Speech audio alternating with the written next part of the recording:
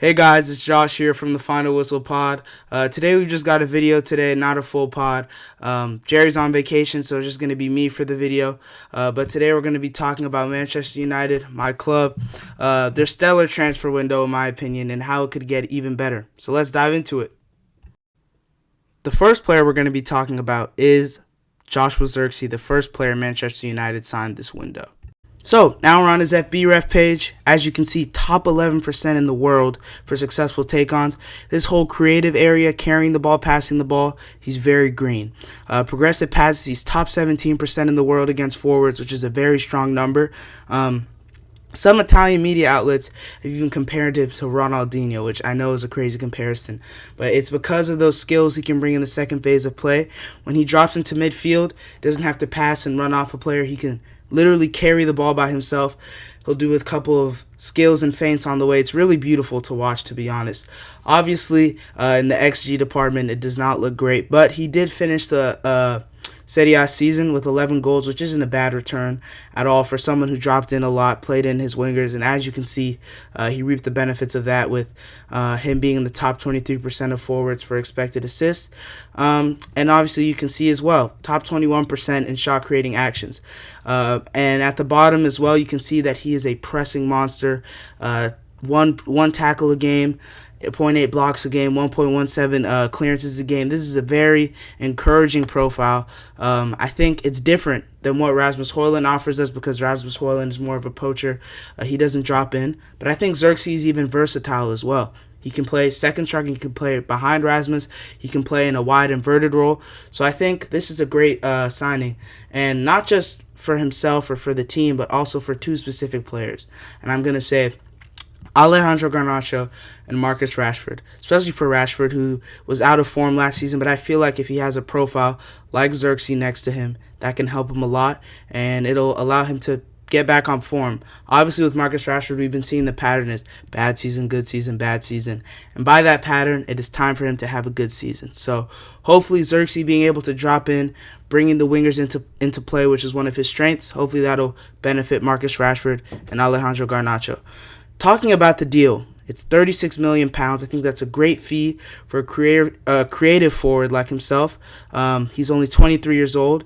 And another one of the many smart moves Ineos has made this season, this transfer window, they spread out the deal over 3 years. So really we're only paying $12 million this year, which is really a steal for me in my opinion. Next up, we'll be talking about the man, Leny Yoro. Now, looking at his FBref page, it doesn't look great, but once you watch the guy in person, you can see the potential oozing out of the screen. I mean, his frame, he's long, he's quick, he looks calm on the ball. His passing numbers are obviously great. He doesn't carry very much. You see, like, a Saliba type carries the ball more into midfield. He is more of a passer, as you can see. He's in the top 7% among center backs in the world for pass completion percentage. Even in this friendly, we watched him play against United. You can see that the sky is the limit. He looked calm on the ball. Teammates were looking for him on the ball. Senior players were looking for him on the ball, and he was playing the right pass every time, playing calm passes. And one thing I really noticed on his tape with Lille, he can pass into those channels. He can make progressive passes, even though the numbers don't look great. I've seen him do it, but obviously the main thing about him is the frame. He's huge, he's long, and I feel like if he can build on that frame, pause, by the way. If he can build on that frame, then I think we're going to have a scary prospect on our hands, someone that could be a 10-year player here at Manchester United, and someone I'm very, very, very excited about. Speaking about the deal, it was a hefty fee. It was £52 million for somebody that young. Yes, it is a lot, but the main attraction, one of my favorite parts of this deal is the fact that we hijacked Real Madrid. Yes, you heard that right.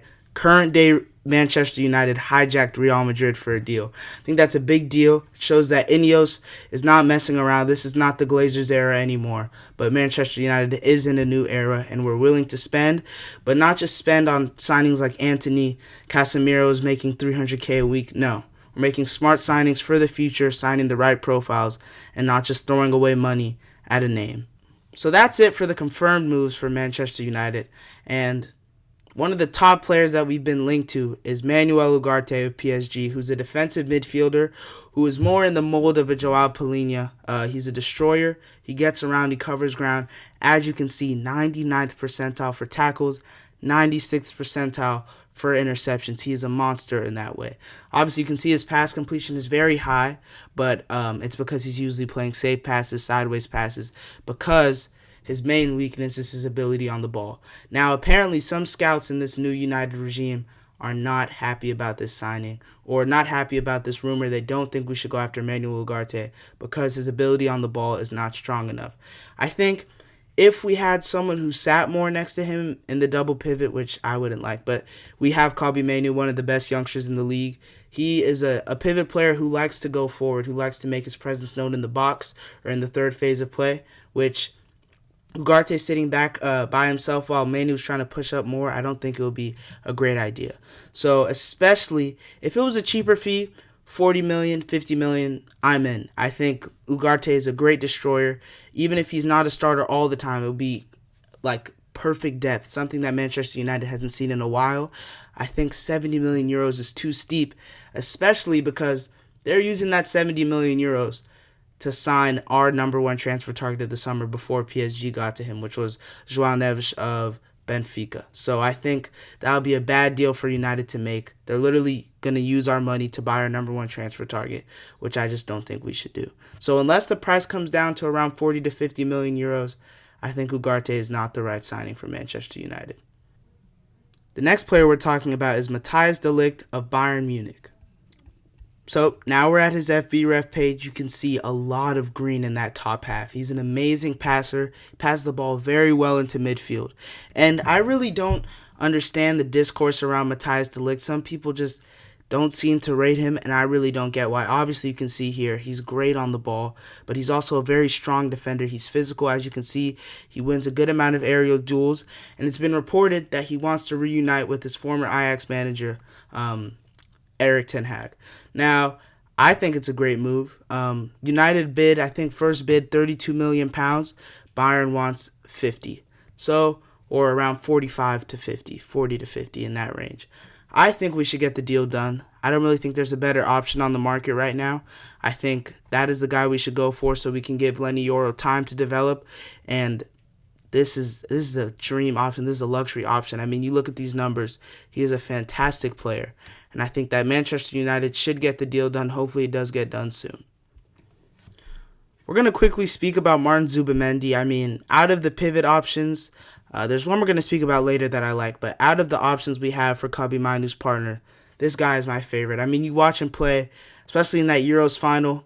England fans were cheering worldwide. Oh, Rodri's coming off the pitch. Rodri's coming off the pitch. It's coming home. It's coming home. Zubimendi comes in and puts in a strong performance. It didn't even feel like Rodri was gone. So the problem is the release clause is actually 50 million. It's not bad at all. 50 million euros for a player of his caliber. I mean, that's obviously you have to go for that. But the problem is Martin Zubimendi wants to stay in La Liga, so that'll take him off our list. The next player we're going to talk about is Mazraoui from Bayern Munich. Mazraoui is the same as de Ligt, as he is a current Bayern player who used to play for Ajax under Erik ten Hag, and he has been linked to the club. As you can see, if you guys have watched him, you know he's a very quick player. He gets a good amount of assists, top 23% in shot creating actions. He's a strong passer. He takes touches in the box, which is good because he'll provide a higher option up the pitch, but he's also strong defensively as well. Watching him in that UCL tie against Arsenal, I thought he was pretty strong, and he looked like a good player. Bayern want around 17 to 21 mil. I think it will be good depth, especially if Aaron Wan-Bissaka leaves to West Ham like he's been linked. I think he would be a great piece to add alongside Diogo Dalot, add some competition in that position, and I think this will be a good move, but obviously you can't make every move. So at the end of the video, we're going to be talking about what exact moves I think we should make. The next player we're going to talk about is Ferdi Kadioglu from Fenerbahce. So here we are at his FB ref page. Non-penalty goals, really high. Progressive passes, progressive carries, 99th percentile. Successful take-ons, 98th percentile. Pass completion, 83rd. Passes attempted, 99th percentile. Even 97th percentile in tackles. So you can see this guy is an all-action fullback. He performed very well for Turkey at the Euros, but also had a great year all year at Fenerbahce. Now, at Manchester United, it is a known problem that our left backs struggle with health. In my opinion, on his day, when Luke Shaw is fit, he is around a top 7 left back in world football. You can even see at England at the Euros, the team looks so much more balanced with him in the side instead of Kieran Trippier. And I think he's a good player, but he is made of glass. Same with Tyrell Malacia. I know you guys have seen the jokes on the internet. Does Tyrell Malacia exist?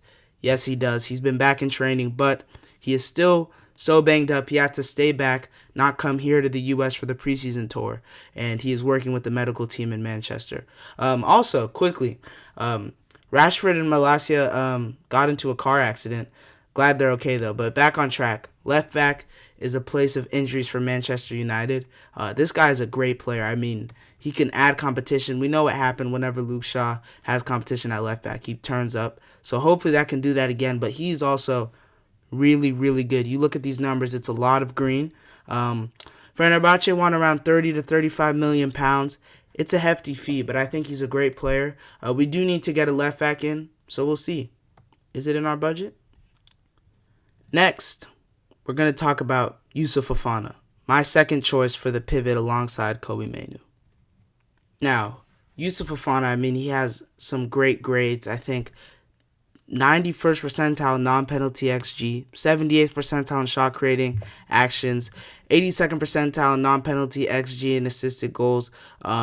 Even progressive passes, he's a great passer. 95th percentile, top 5% in the world in progressive passing. He's also won the ball 297 times in the last 2 years, which is the most in Ligue 1. I think he's a very strong player. He's dynamic. He's physical. I think he's someone who he's great on the ball. As you can see, his passing numbers are amazing. But also, he fits next to Kobbie Mainoo very well. He's a great athlete. He can cover ground. And even sometimes when we get caught in those awkward spaces, a common phrase that's been used with Man United is high press, low block. Even though that's not ideal, hopefully that's not what happens this season. He can cover that ground, unlike Casemiro can. Next, we're going to quickly speak about Sofyan Amarabat, who was on loan with us last season. A lot of reports are pointing towards the fact that we're going to bring him back, which I think is a good idea. I think we should bring in Amrabat and another defensive midfielder. I think if we obviously we saw at the end of the season last year with Amrabat and Kobbie as a double pivot, that FA Cup final, Amrabat was fantastic. Like Scholesy said, looked like prime Gattuso out there. So I think if we bring in Amrabat and I'd say Youssouf Fofana personally, I think that'll be good for the midfield. Yeah, I think those would be two good additions if Amrabat can keep up his form towards the end of the season and not what he showed at the beginning. So hopefully he can replicate that form if we bring him in. The next player we've been linked to is Denzel Dumfries of Inter Milan. So now we're at his FVREF page. As you guys can see, that whole attacking part, all green. If you watch Denzel Dumfries a lot, he's rarely occupying a right back position. He's really pushing high up the pitch. Even in the Netherlands, I rarely saw him really back, but he was more pushing up. He was basically a wider right winger. That's what I saw from him. So that's makes sense why his numbers are so great. Non-penalty expected goals plus expected assist, 97th percentile. Touches, obviously, as I said, touches in the opponent's box. He is in the 98th percentile. He receives a lot of progressive passes, and he carries the ball well as well. Obviously, he's a very physical player. He's very buff. You see those aerial duel wins. He's another Dutch player. That's a connection with Ten Hag. It says Inter wants around 25 to 30 million euros for the player. I think that if we bring in Kadioglu, I think this move is unnecessary. I think that Kadioglu is a right-footed left back. He can play both sides just fine. While this would be a nice move, I wouldn't mind bringing Denzel Dumfries to the club. I think Kadioglu is strong enough to play on both sides. Now we're going to speak on the outgoings of Manchester United, and the first one we're going to talk about is a rumor this time, and it is Jadon Sancho to PSG for 40 million euros is the price Manchester United wants. So my take on the Jadon Sancho situation, I've always been a huge fan of Jadon Sancho. I was really sad to see the way things ended last season. I didn't really know who to blame, but with those reports that said he walked out of training after they just told him to press harder, you can't really blame that on Ten Hag. I think they just came out there. Ineos is a serious ownership group. They told them, you guys got to figure this out to save face. I doubt Jadon Sancho is a Manchester United player by the beginning of the season, but I think that was a smart move to get him back into training on the preseason tour so his market value can go back up. A week ago, or before they resolved the incident, nobody wanted Jadon Sancho. But now that he's showing face, he's smiling, he is on the preseason tour, PSG have come in for him. If we can get that deal done, I think that would be a good return for the form he showed at Manchester United. So next up, we're going to talk about Mason Greenwood. 26.7 million pounds. For the people that think he should stay at the club, just keep your mouth shut. Your opinion is silly. I think it was just time to let him go. There was no way we were going to bring him back to the club after what he did. But the fee we got for him, though, 26.7 million pounds with a 50% sell-on clause, which if he has a big season at Marseille and another club takes him, that's 50% of the fee is going to us. I think that's a great deal by Ineos. This one hits a little bit close to home for me. Willy Kamvala, a player I really liked. That Liverpool game, I'll never forget it. I mean, the guy was immense. He was great. And then the sour taste in everybody's mouth was that Bournemouth game where Dominic Solanke dropped him. He looked awful the entire game. But I think he has a bright future. And once again, Ineos strikes again. There's a buyback clause in the deal. So hopefully he pops off for La Liga for Villarreal. And we can buy him back one day, but it was really sad for me to see him go. Next, we're going to talk about Alvaro Fernandez, left back for us, Spanish left back. He spent a loan at Benfica. We let him go for £5 million. They activated the buy clause, but we do have a buyback clause in the deal. I think he has a lot of potential. I think he had a decent year for Benfica last year. And if we don't bring in the left back and he has a good season at Benfica and we're still struggling with the injuries, I think he could be a strong case for a depth piece left back and eventually take over for Luke Shaw. Not really. Harry Amos is coming. All you rival fans, watch out. He's the truth. We're going to speak about Donny van de Beek. It's a really sad story. This guy was so promising at Ajax and now he's leaving for 500,000 euros. It's just ridiculous. It's really sad, but I'm glad.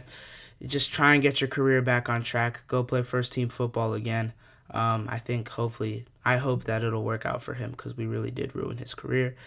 Back to rumors. One last move. Raphael Varane. Raphael Varane left on a free. His contract ended. I loved Raphael Varane at the club, but I think obviously it was time for him to go. He's getting older.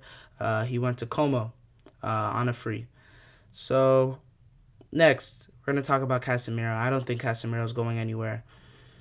I don't think anybody wants Casemiro, really. And it's the same for Antony. I don't think anyone is coming in for Antony unless maybe a loan move to Brazil, maybe. That's the only thing I could think of, a loan move to Brazil. About Harry Maguire, Fabrizio just came out and said that Maguire's been told by the club that he is a part of our future. And Scott McTominay, Eric Ten Hag, talked about his goal contributions and how important he was for us down the stretch and how a player of that magnitude, someone who did that much for us, is not leaving the club. So you can assume that he's going to stay too. Wan-Bissaka has been courted by West Ham. A lot of people have spoken about that. I mean, if he goes, hopefully we can bring in Kadioglu, who can play on that right side, or Dumfries, who is a cheaper option. But I do think Kadioglu is a better player. Lastly, I want to speak about, obviously, Victor Lindelof, the Iceman. It's time for that brother to go, bro. It's time. His time has come at the club. Thank you for that penalty to get us to the FA Cup final last year. You had some cold moments. You were the Iceman, but it's time for him to go. His time is it's been time for him to go, to be honest. And also I think if we can offload Christian Eriksen, which I very much doubt it, if there was a dream scenario where we could offload Christian Eriksen, I would say yes as well. Lastly, Facu Pellistri, a player I really liked last year. Facu Pellistri is probably going to move on. It seems like Manchester United and Facu Pellistri have already agreed to not extend the contract, and he's been linked to a move for Panathinaikos.